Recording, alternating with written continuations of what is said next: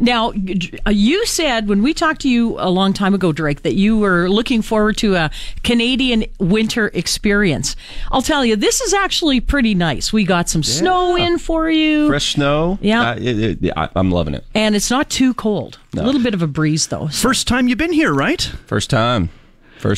Well, we're glad to have you along here. And when you were a kid, did you think you'd be globetrotting and writing music and performing music? What did you think you were going to be doing? I mean, I think I always dreamed about it. You know, I wanted to. Ever since I was a little kid, I wanted to be, a rock star, whatever that was. But yeah, I don't think I never dreamed that people all over the place would be listening to my music this early on. I thought I was going to have to really, and I have been grinding it out for years, but it's really cool to see people kind of all over the world now listening to my country music. I know you grew up listening to a lot of the traditional country music artists. I know Elvis was a major influence on you as well. You had a little bit of my hero, George Strait, just playing. Oh, and, you like George Strait, the king of country music, yeah. What I'm kind of curious to know, and I know you've done an Elvis movie, you've sang quite a few Elvis songs.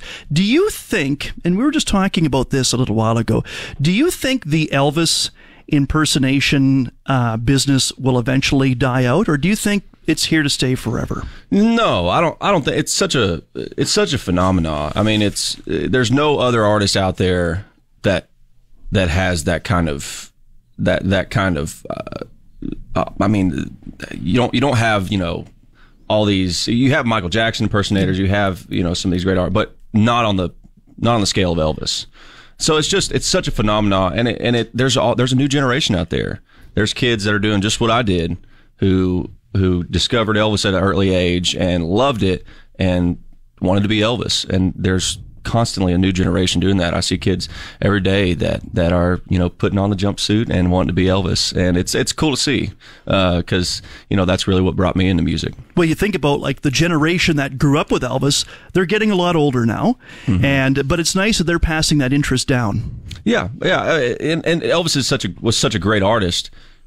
Somebody like me who I was born 20 years after Elvis passed, and I can watch a video and I can still feel connected. I still feel like he's singing directly to me. I still get that electricity that he had.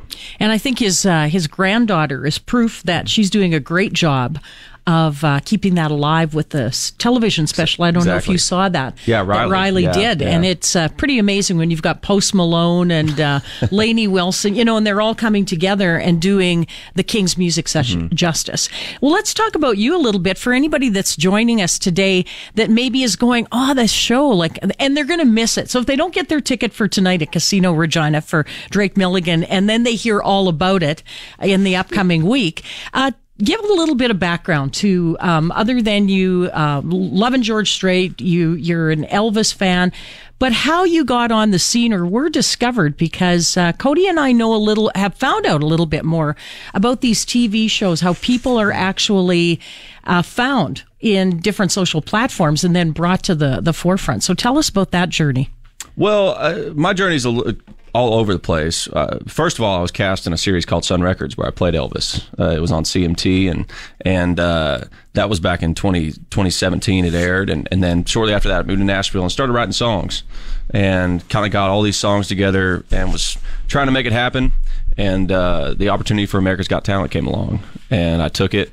And last year we were on the show, and I'm so glad I did. I got to go on there and sing my own music that I'd been working on. I had my band, and we'd been out on the road working, and then release a debut record called Dallas Fort Worth right off the heels of that. So it was just a great opportunity for me to get in front of a big audience and see if it was going to work, and it seems like it has so far. Christmas. How do you feel about Christmas? What's some of your feelings on that? Wouldn't that be something if he said he hated it? Oh, boy. He's rolling his eyes. No, he's not. Oh, no, I love Christmas. And, being from Texas, I wish we got Christmas snow every now and then would be great. I don't think I've ever seen some Christmas snow. So, but I love Christmas, and I love Christmas music. I got a Christmas song out there called Cowgirl for Christmas. Just check it out. But I love Elvis's Christmas music more than anything. This first song I ever heard from Elvis, before I even knew who Elvis was Blue Christmas. and love that song. Well, we're going to hear a version from you on that in just a second. What when you think back, what's been one of the best Christmas presents you ever got? Oh man, I can remember when I was a kid. Santa brought me a little 90 horsepower four-wheeler, and man, that was pretty awesome. I think that was the best one I ever got. Santa Claus apparently likes kids better in Texas than he does in southeast Saskatchewan. I certainly never got that from Santa Claus, I'll tell you that much. Now, I maybe missed out on this pre-banter because I got in here just after 10. What's your hometown again in Texas? Fort Worth. Oh, okay. I have been to Texas a few times, so kind of familiar with that.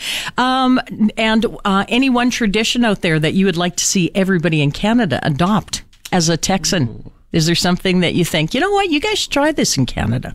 Oh, gosh. I mean, our Texas barbecue is pretty special. Mm. And a lot of times for Christmas, a lot of us will do, instead of the turkey or whatever, we'll do some good old Texas barbecue. You mentioned earlier on you portrayed Elvis in a movie. Any interest in getting back into film? Oh, absolutely. Absolutely. I mean, right. I moved out to LA for a little bit to try to get some more acting gigs, and quickly discovered that place wasn't for me. But I love, I'm so focused on music right now. I'm doing that full time, and if the right thing comes along, I want to do an acting gig, maybe a good Western or something. I could see you doing a Western. I could see you doing Tombstone or something. I could see you doing a great guest appearance on Yellowstone. Yeah, I would love to do that. Or one of the 18 offshoots of that movie. They're raking it in. Well, let's hear Blue Christmas from you. All right, come on. I'll have a blue Christmas without you.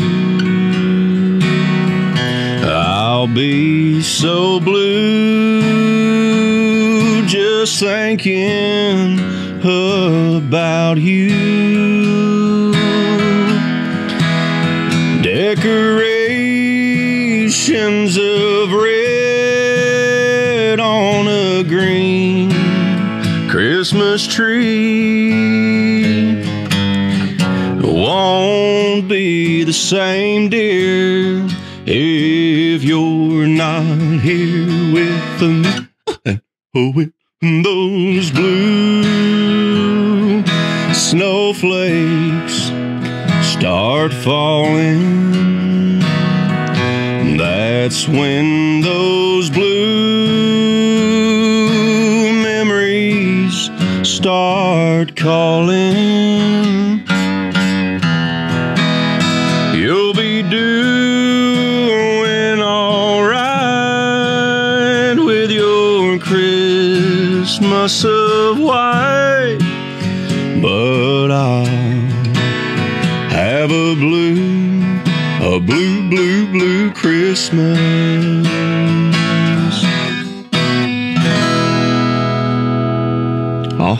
Very nice. Well done. That's awesome. It's like you sung before or something like that, huh?